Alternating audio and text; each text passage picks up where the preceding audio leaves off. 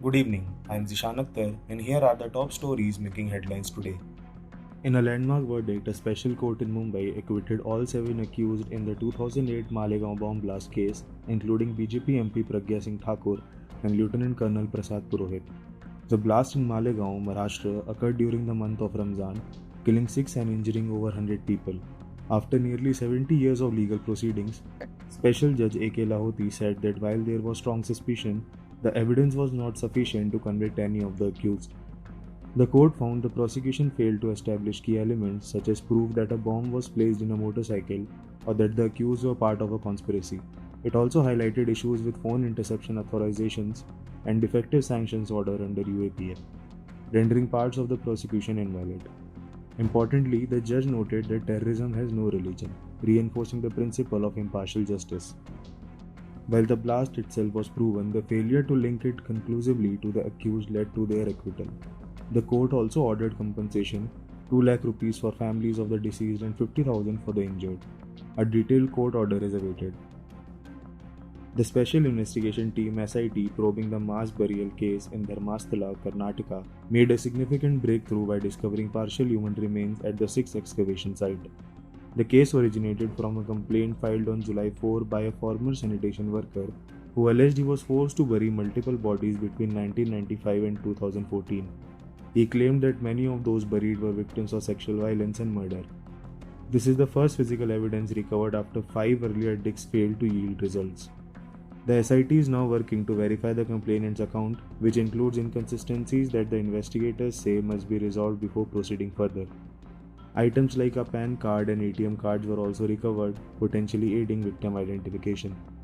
The case has drawn attention due to the serious nature of the allegations and the potential scale of the crime. It also gained traction after links emerged to missing persons like Sujata Bhatt's daughter, a medical student. Legal representatives and families are hopeful that this latest discovery will pave the way for justice and expose long buried truths. The SIT continues to investigate additional sites and verify the full extent of the alleged crimes. The Election Commission of India has finalized the Electoral College list for the Vice Presidential Election 2025. This comes shortly after Vice President Jagdeep Dhankar resigned unexpectedly on July 21st, citing health reasons, 2 years ahead of his term's scheduled end in 2027. The resignation was submitted directly to President Draupadi Murmu just hours after Dhankar presided over a Rajya Sabha session. The Electoral College for the Vice President's election comprises elected and nominated members of the Rajya Sabha and elected members of the Lok Sabha. The updated list will soon be made available for purchase at the Election Commission office once the formal notification is issued.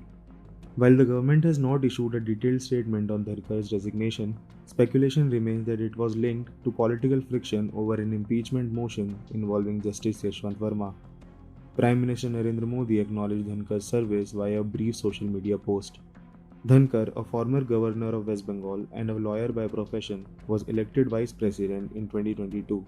The upcoming election to replace him will play a crucial role in shaping the parliamentary leadership as India heads into a politically significant period. Canada has announced its intention to formally recognize Palestine as the United Nations General Assembly in September 2025, joining countries like the UK, France, and Malta in a growing global shift. The move is seen as a response to the worsening humanitarian crisis in Gaza and the West Bank, where starvation and violence have reached critical levels. Canadian Prime Minister Mark Carney attributed the crisis to Israel's refusal to allow international organizations control over aid distribution. The UK's recognition is conditional on a ceasefire and a halt to settlement expansion, while France and Malta have also signaled support for a two-state solution. The decision marks a significant shift in foreign policy, particularly for Western allies historically aligned with Israel. Currently, Palestine is a permanent observer state at the UN. Full membership would require a recommendation from the UN Security Council and a two-thirds vote in the General Assembly. However, any permanent member like the US can veto it, as happened in April 2024.